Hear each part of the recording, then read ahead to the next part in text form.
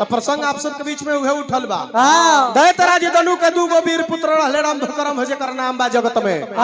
भइले से अनबा किरे कहूं संतान नहीं के बात लिखल बा भैया देवी भागवत में। बात पर चर्चा होता नारद जी आयल बड़े कहले कि का दिक्कत बा, तो संतान नहीं खे तो समस्या के समाधान कैसे होई, तपस्या से न होई। तपस्या रंभ करम दोनों भाई चालू कइले बा। लोग कहां बा करम तपस्या कइले बड़े, पंचगनी जोर के रंभ तपस्या शुरू कइले बड़े। जहां 5 गो नदी के धार जाके मिल रहे ओकरे नीचे बैठ गए। तो प्रसंग यही जानू पहुंचल रहा। कइले करम तप भारी हो इंद्र के अरे धैलस बेमारी।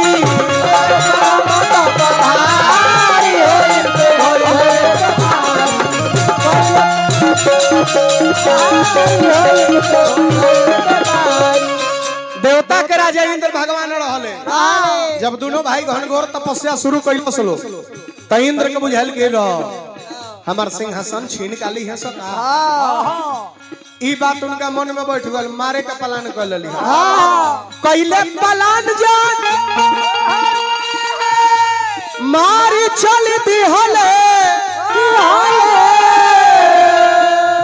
कइले प्लान जान मारे चल गइले। आई है बतिया सोची इंद्र पानी में समैले। तो लिखले अशोक जी विचारी हो इंद्र के धैलस बेमारी।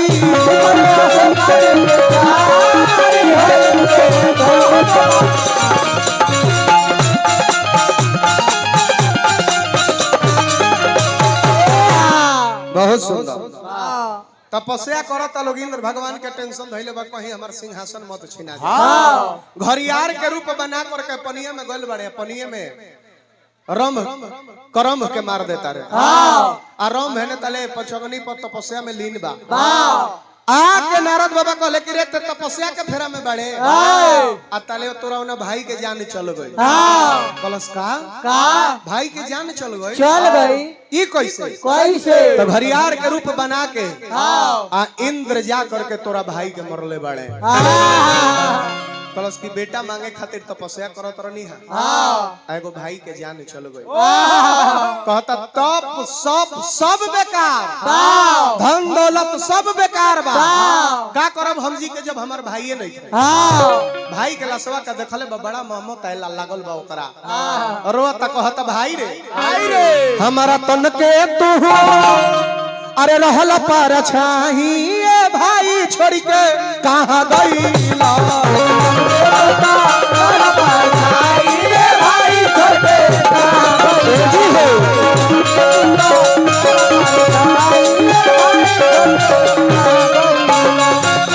भाई करम तू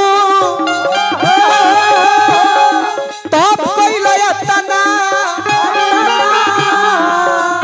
लाल लाल रटला बाकी पुराना भइल सपना।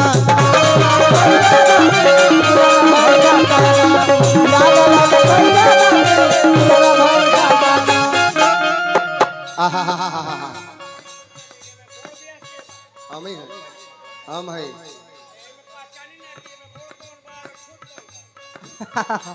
दीना एगो बड़ बा एगो छोट बा।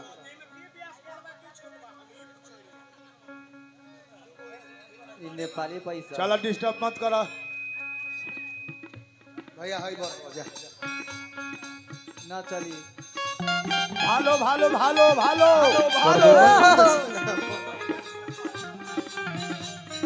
गलती की नानू कहनी है। धन्यवाद। आज यही को घूमता नहीं, ऐसा कोई जिला नहीं जो प्रदुमना से हिला नहीं। एगो हक नोट लेके अइले एगो छोट का कहतरे में बड़ छोट के बा। कहनी हाय है बड़ बा उ छोट बा। सही में इहे बड़ बा। वाह वाह वाह। त लिखले अशोक जी विचार कहां गइला।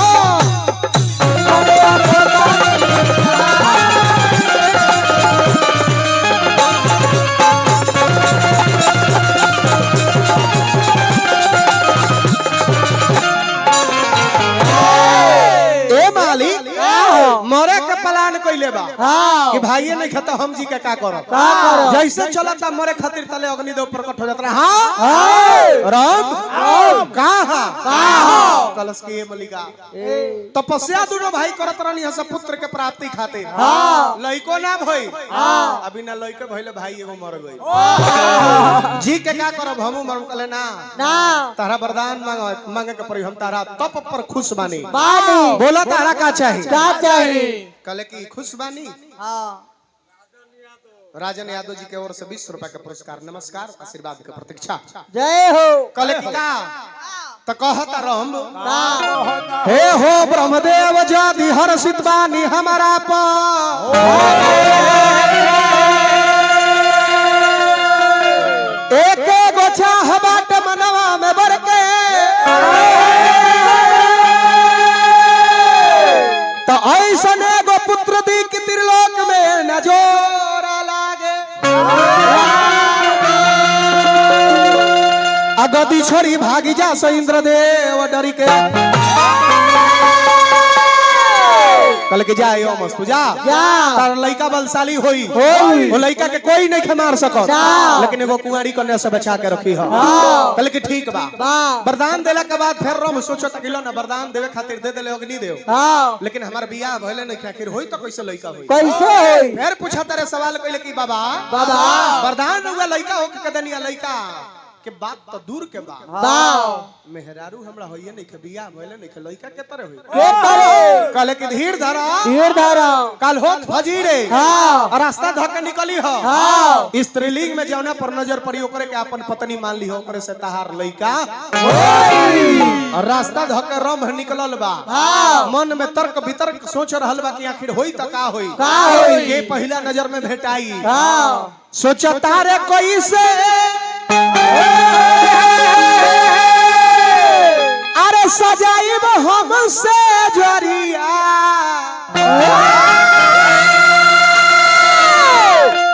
तल परी गईली रे एगो भैंसी पर नजरिया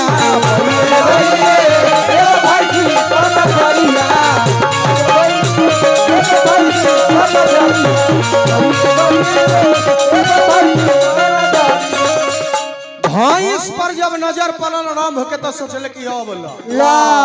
हम मानी मनुष्य भी या भैंस एकरे से लइका होई तो भैंस ना रहे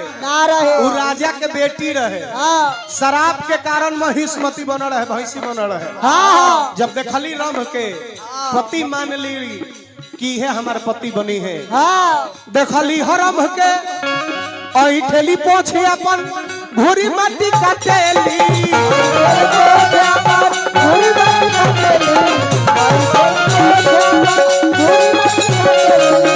बेरी बेरी महिष्मती रंभेरिया ताकेली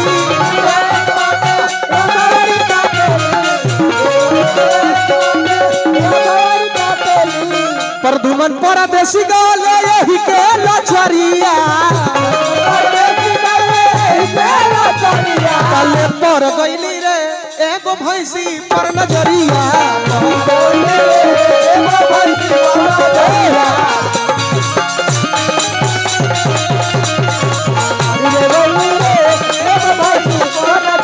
अब लो जब रंभ तकले बड़े भैंस पर मालिक खाली तकला से गर्भ रह गइल बा पहले का दियो वरदाने नु दियात रहो कि जा तारा हई हो जाई त हई हो जाई आ पहले के लइका खाली ताक दिया कोई पर नु त लइका गर्भ रह जात रहे रंभ तकले बड़े लइका रह गइल बा अब बताई करण के जन्म कैसे सूर्य के कृपा से कुंवारे में कुंती नयन में नयन मिलौले रहले तो उनके कृपा से सूर्य कुंवारे में हो गए रहले सूर्य के तकला से करण जन्म ले रहले पांडव के तकला से व्यास जी के तकला से पांडव जन्म ले रहले तो वचन दिया पहले के जाता रहा हम कह देनी जौन हो जाई तौन हो जाई बहुत बहुत रुपया पुरस्कार भैया के एगो हमू माला डाल के सम्मान करब एगो ताली बजा के रवा सब मान विनोद भैया बा दिल से धन्यवाद विनोद भैया के मंच पे आईनी संतोष यादव विनोद यादव जी मुइया बाजार के धरती से सटा करता साहब 101 रुपए का हमरा के पुरस्कार दिल बनी बार बार प्रणाम आशीर्वाद के प्रतीक्षा लाग रहे अब देखी माली अब वही गांव के एगो और भैंसा देखले बा अनेरिया भैंसा तो उ सोचता कि आही रे दादा हाँ हई बाटे इंसान बा आ हई बाटे भैंस भाई हमारा दियार के ई भैंसी ही हिया आई दोसर कोनो आके एकरा साथे में व्यवहार ऐसन करता जैसे कि पति पत्नी होखस हाँ ओकरा बरल बा खीस जाके चहेट के का कहलो कि रम के मार के वही जे मुआ देले बा अब जाके महिष्मती यक्ष लोग के साथ में गोहार पुकार कइले बड़ी के हमार पति मर गइले अब हम जी के का करब का करो हम जियल नहीं खिचाहत उहा अपन चिता सजले बाड़ी आ चिता सज के पति के शोक में आ वही जे अपन प्राण त्यागले बाड़ी तो जब प्राण त्यागले बाड़ी तो महिष्मती के जब पेट फाटल बा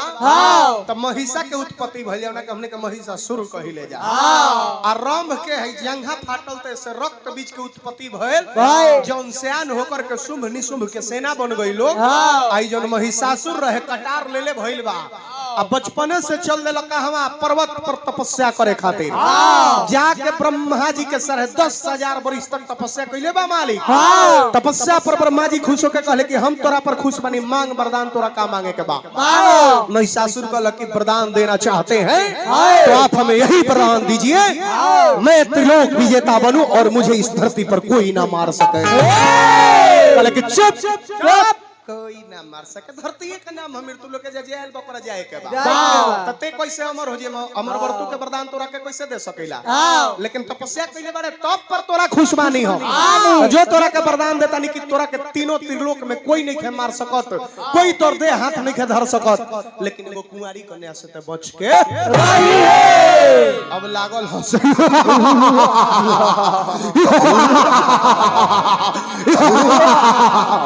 ब्रह्मदेव जब मुझे कोई नहीं मार सकता तो ये कुंवारी कन्या मेरी क्या बिगाड़ सकती है समय आने के बाद मैं उसे भी देख लूंगा त्रिलोक विजेता महिषासुर जब प्रदान पाया हाथ में खंजर कटार उठा के चल दिले रण मैदान में जा करके जाता ना राजा महाराजा रहे लोग जेकरा के जौना से मन करे कि के तलवारे घोंप देवे कि के त्रिशूले घोंप देवे कि के फैटे से मार के मुआ देवे अब कुल जाना के हैरान कइले बा लोग राजा लोग हैरान बा लो अरे तकरा दाऊ उड़ा देव अरे तो पूरा रे तंगालवा में करता उड़ा दे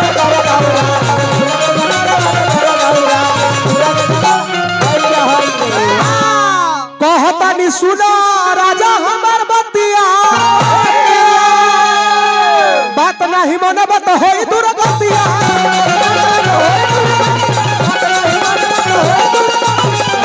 जे बात ना मानी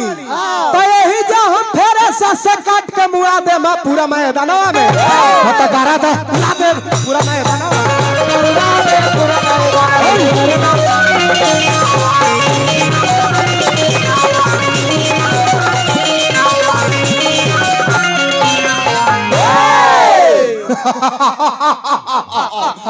राजा सुनो मैं जो बोल रहा हूँ उसे आदेश का पालन करना पड़ेगा यहाँ त्रिलोक विजेता महिषासुर का ऐलान हो रहा है यहाँ में हवन में आहुति भी दी जाएगी तो महिषासुर का ही नाम लिया जाएगा मरले बा कटले बा राजा लोग के पहुंचल बा गुरु शुक्लाचार्य के लगे कैसे कि राक्षस के गुरु शुक्लाचार्य आ देवता के गुरु बृहस्पति भगवान तो शुक्लाचार्य गुरु जी रहले तो कोनो लड़का डीएसपी कलेक्टर डीएम सीएम बनेला नु तो हर लड़का के मन में सपना रहेला कि जौन हमार प्रमोशन भइल बा नौकरी लागल बा जौन पोस्ट पर बानी एकर तनख्वाह पहिल का मिली तो हम अपना गुरुए जी के कुछ खियाएं पी कैसे कि उनके कृपा से आज हम एजा बानी गइल बा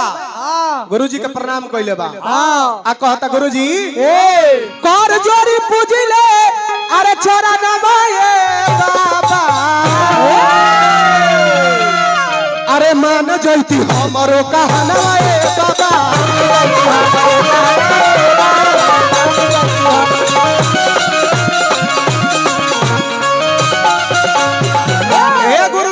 आशीर्वाद हो कि धरती पर चलती चलत बा ते हमरे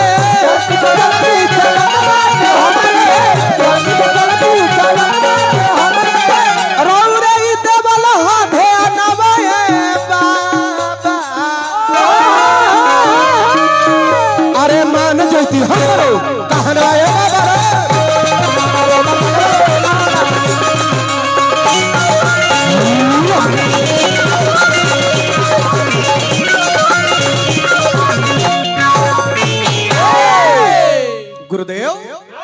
का रउआ हमारा पोस्ट से खुश बानी देखी तो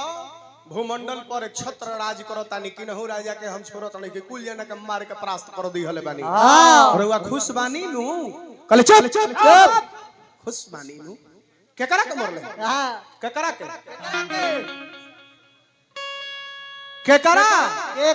केकरा के प्रहार कइले बड़े ते भूमंडल के लोग के मरले बड़े जे मरता जन्म लेता फिर मरता जे जन्म लेता ओकरे के मार के ते बड़का बनता रे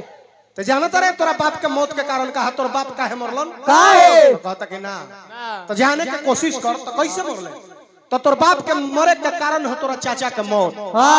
न चाचा तोर पानी में समा के पावे खातिर तो हनी के तपस्या करते आ ना ही इंद्र जाके ग्राह के रूप बना के तोरा के मरते आ तोरा मरला के शोक में ना पापा तोर जले खातिर जईते नागनी देव वरदान देले रहते